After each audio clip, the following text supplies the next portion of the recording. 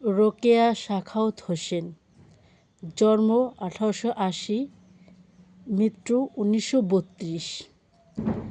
বাংলা সাহিত্যের প্রথম নারীবাদী লেখিকা রোকেয়া সাখাওয়াত হোসেন 9 ডিসেম্বর 1880 রংপুর জেলা মিঠাপুকুর উপজেলায় পায়রাবন্দর গ্রামে জন্মগ্রহণ করেন এবং 9 ডিসেম্বর 1932 তিনি মৃত্যুবরণ করেন। তার জন্ম ও মৃত্যু একই তারিখে হয়।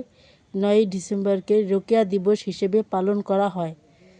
মিসেস আর এস হোসেন নামে তার লেখা প্রকাশিত হতো।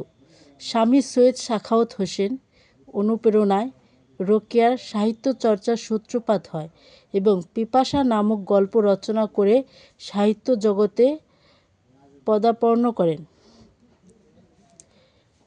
রোকেয়া সাখাওয়াত হোসেনকে বলা হয় নারী জাগরণের অগ্রদূত, বাঙালি নারী জাগরণের অগ্রদূত, মুসলিম নারী জাগরণের অগ্রদূত।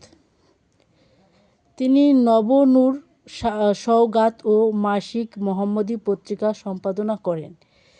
তিনি 1911 সালে কলকাতায় সাখাওয়াত মেমোরিয়াল গার্লস স্কুল প্রতিষ্ঠা করেন এবং 1916 সালে প্রতিষ্ঠা করেন আঞ্জুমান খাওয়াতিনে ইসলাম মুসলিম মহিলা সমিতি।